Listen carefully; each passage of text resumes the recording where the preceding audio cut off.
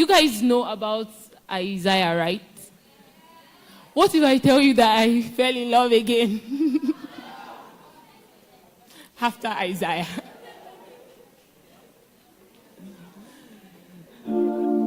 So there's this new guy that I currently like. I really, really like him. I'm not going to tell you guys his name this time around because I don't want a repeat of what happened last year. I mean, some people still call me Isaiah. All you need to know is that he consumes my every waking thought. And when I go to bed at night, he's there too. My eyes often betray me by looking for him in the crowds where I know he's going to be. And every time I catch sight of him, my heart palpitates. I'm sure you can relate. Married people can relate especially. So the thing is, I think that I'm drunken on his love. And I've been in a fix lately. I didn't know what to do. I don't know how to handle this. I don't want another Isaiah episode. So I met with my younger self. I had a conversation with her about this guy. I told her how I have named our unborn babies and how I have decorated their nurseries. I also told her how I feel like God has been giving me the side eye, as though he knows something that I don't. But I don't care. I mean, I told her how I feel like if this guy doesn't make a move soon, I'll be the first person to make a move, contrary to all I have been taught. If God says no about this guy, I assure you I shall kill and I shall eat. My feelings are that intense. Younger me looked at me and she smiled. She smiled because she knows this feeling all too well. I mean, she's been there before. She literally has an archive of letters and poems tagged to all the boys I have ever loved. And we laughed about how she used to sit at the back of the classrooms and scrawl names next to ours, playing flames. She would count the letters from friendship down to love, down to secret admirers, enmity, marriage. She was always looking for a sign in the ink. Younger me looked at me and she smiled again. She picked up a piece of letter. She showed me Ebuka.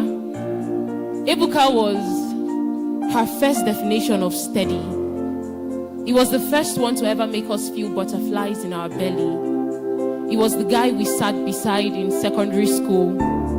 She picked up another paper and showed me Jesse. Jesse, the transfer student whose skin glowed like he was not from this part. Jesse that was so handsome that every 2 seconds my younger self would turn back and hope that he would catch her eyes. He never did though. And then came Victory. Even now, I still believe Victory and I were meant to be. And it's not just because of the cliche that we bore the same first names. No, it wasn't also because he had a heart of gold. It was partly because we were so contrasting, yet we complemented each other so much. I mean, while I was loud, Victory was quiet and shy, and he would just watch me do my thing. And I wonder what would have been if tragedy had not turned the page. Victory is dead now. But sometimes I still wonder. I wonder if maybe it would have been an item, or maybe he would be married by now. And this is more than fantasy.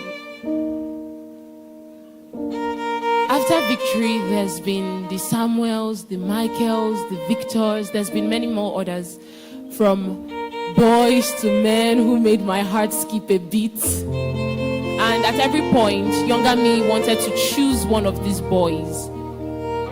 She looked at me and said, what if I had? What if I had chosen any of these boys? What if, like Romeo, I had damned the consequences and chosen my heart over everything else? Would you be here?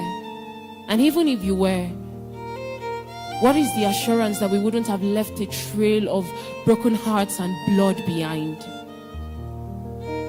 Younger me looked at me and she said, V, love stories are beautiful, but life is not a fantasy.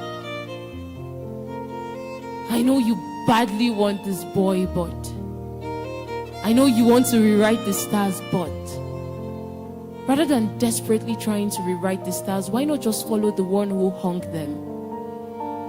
Do you think that God would do you evil? Part of my fears is the fact that God would give me someone I don't like. But younger me said, before now, you've placed a lot of things in the hands of God, and He hasn't failed you yet. Why is love any different? Why do you think He will fail you when it comes to love? The calabash we place in the hands of God does not break.